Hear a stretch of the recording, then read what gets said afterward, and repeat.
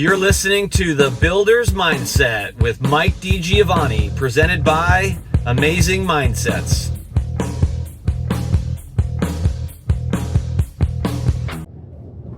Welcome back. Another episode of The Builder's Mindset. We are in the middle of, I think it's going to be a 3-part series, and this will be number 2. It might end up being 4. We'll see. But we are in the middle of a 3-part series on product purchasing and process in an effort to streamline your product to be in alignment with your customer, reduce your costs so you can compete with your competitors, the big builders, and do it in a way that doesn't hinder your time to market, your go-to-market strategy, what you're planning for. And so what I want to talk about now is we're going to talk about frameworks, and then in our next series we're going to talk about scheduling a little bit deeper, and then we'll also get into constructability. But for right now, I want to do a quick episode on frameworks and give you a little bit of my experience of frameworks and tell you the 3 ways that you can have a better framework and not let your frameworks run you and run your cost. So your framework starts at the product development process. Why do I say that? Why do I mean that? Your product development process has to do a lot for the time to do it right. In our last episode, we talked about that sort of, like, say, 5 to 7 month, 8 month kind of window. It can be 9, sometimes 2, even if it's a brand new product, depending upon your key stakeholders, who you involve in that process, and where you lay the city approval process in terms of that. You know, is it part of that or is it kind of outside that? So it's in that, let's call it 6 to 9 months. If you allot that time and you plan for the appropriate stakeholders to have their say in a controlled fashion, you will have a better framework process. Why do I mean this? I've all too often seen that product development is run by one person and an architect. And the structural engineer has very limited input. Other key departments within the builder have very limited input. And the problems start really right around when we turn those plans over to the structural and we start trying to design that, and the mechanicals, and trying to get everything to work, where we need beams because of like how the architect designed things, where they put windows, how big their windows are, their stacking of windows or lack thereof.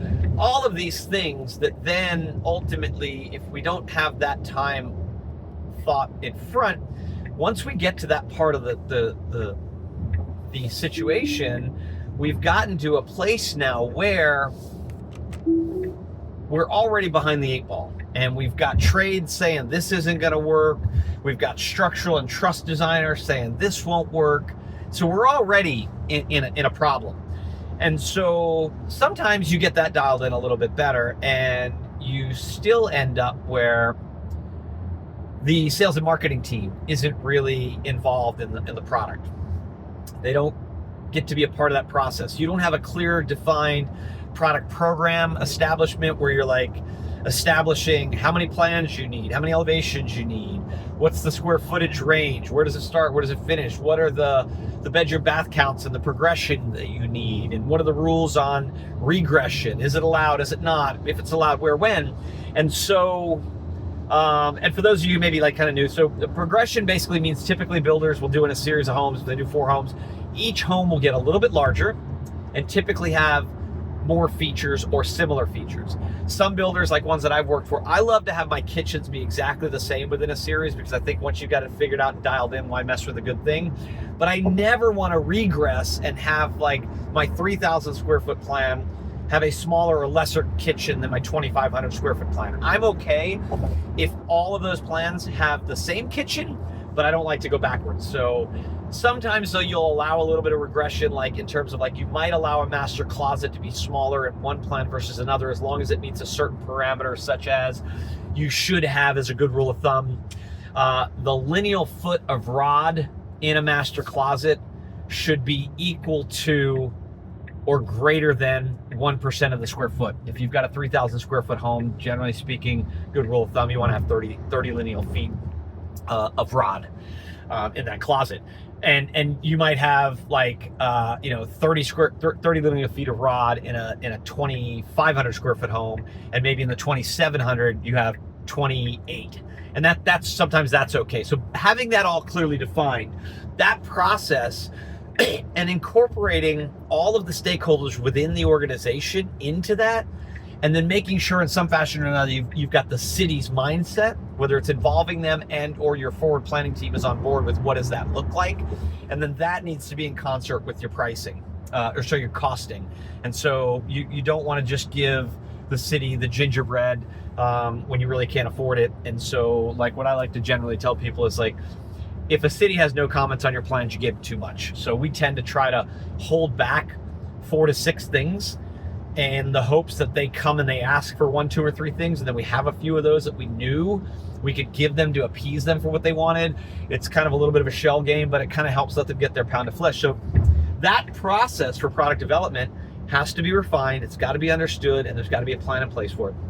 And if you don't, you're setting yourself up for your framework to be a disaster. Okay, so that's number 1, having a product development process. Number 2, assuming you've done that, but even if you haven't, you got to have a plan for the day.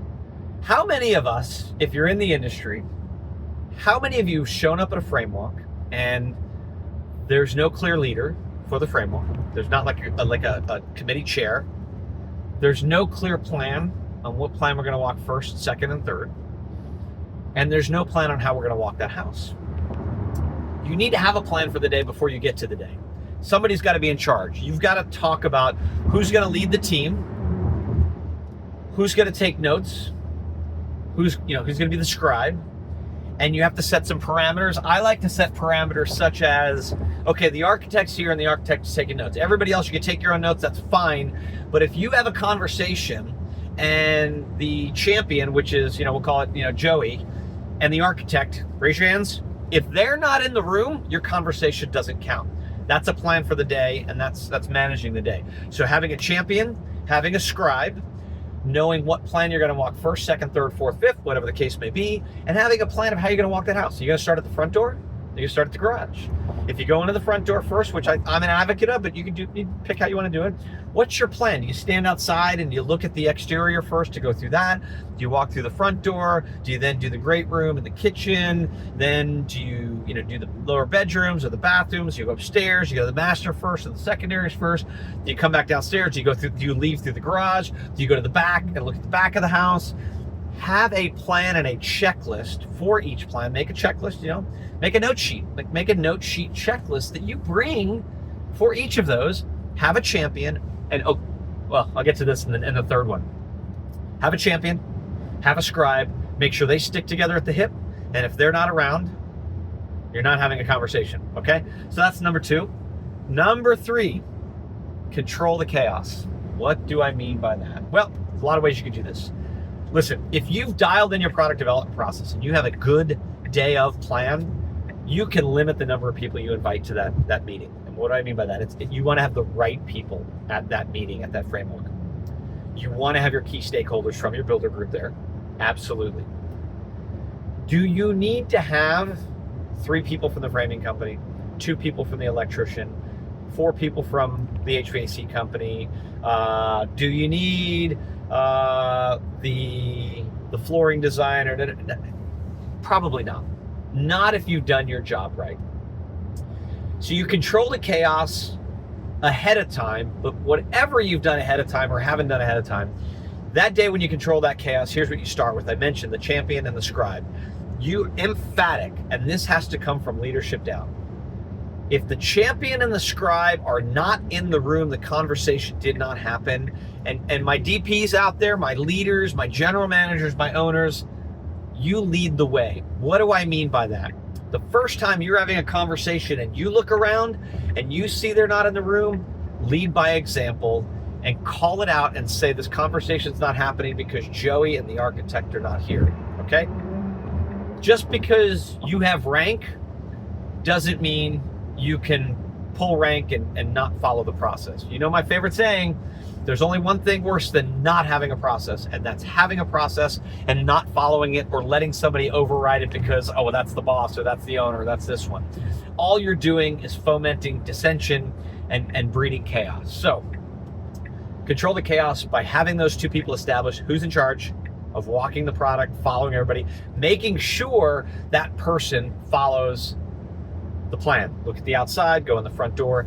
And leaders, my DPs, my owners, my VPs of ops, my VPs of purchasing, VPs of construction, push that leadership.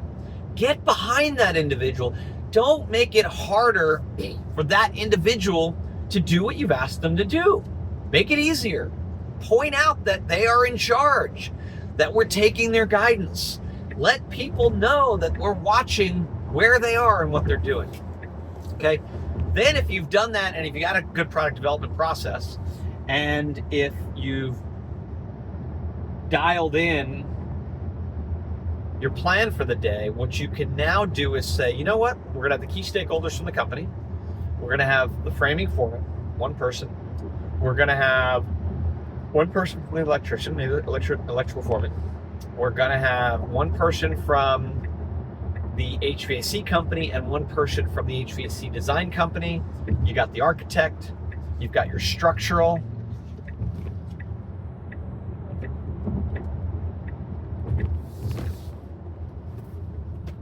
You've got probably your interior designer. They're good to have. I think that's a good person to have so they understand and see it firsthand what they've got on order furniture-wise for the product. And you know, maybe your cabinet company, but I've had success with, if you dial in your cabinet stuff right up front, you can have your cabinet company come out earlier, mark out your cabinets on the floors and the walls beforehand, and they could be a fly on the wall or not there at all. So you've got options, but if you do that and you have less people there because you have a process for the day and because you've done product development in the right way and in the right time, you will surprise yourself in how much easier it gets to control the chaos, how much easier it is for that champion and that scribe to control that chaos. And then let everybody know, here's where a lot of chaos happens. If we don't include people in the product development process up front, they think the frame walk is a product design charrette meeting. The frame walk is not a design charrette meeting. The frame walk is we did a design charrette meeting. We went through schematic designs. We went through design development. We put together with everybody who needed to have a say and got their say. We designed a great set of plans all the way down to the structural, the beams, the trusses, the mechanical layouts, the cabinet layouts. All of that has been done so well. We're really here to see, did we build it right per plan? And did we miss one or two things that we're just, oops, I didn't realize that when I looked at the 2D. And it looks a little different 3D. We need to do that. If you do that right, you can finish 4 brand new plans in a frame walk in less than a half a day. You can actually get it down to 2 hours if you're really good. The first one always takes the longest in a series because you're typically trying to learn all the nuances. But once you've gotten through all the stuff that you're trying to apply to the whole series in the first plan, which will take an hour, maybe 90 minutes, the next ones start to go in 30, 45 minutes. You knock them out. You get 4 plans done in a half a day.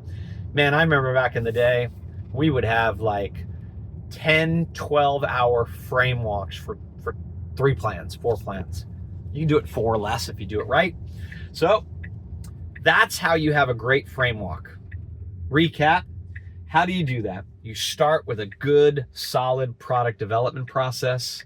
Then you allow for planning for the day. You're doing that process right, so when you show up for that frame walk, you're confident and you have a plan, who's in charge, who's a scribe, what plan are you going to walk first, second, third, fourth, fifth, etc. Then what are you going to do about how to walk that home? Are you going to start in the front door, the garage? You're going to look at the exterior, have that plan. Then you control the chaos. And as we talked about, that's by following the plan, minimizing the number of people, supporting the empowered people from the leadership level down who are the champions and the scribes, so that we actually follow the rules we set up, follow the process we established. And if we do all of that, we control the chaos. And it gets easier the more we do the first two. The controlling the chaos gets easier. So that's how we do it. It's been implemented. Builders have been doing it for a while. It never ceases to amaze me how many builders struggle to do it, even though I've seen it so many times at companies I've worked for and not worked for. I know it can be done. We can help you. And make your frameworks easier. Don't make them miserable. Make them better. Actually, you know what? Let's make frameworks great again. Okay? Have an amazing day. We'll talk to you soon. You're listening to The Builder's Mindset with Mike DiGiovanni, presented by Amazing Mindsets.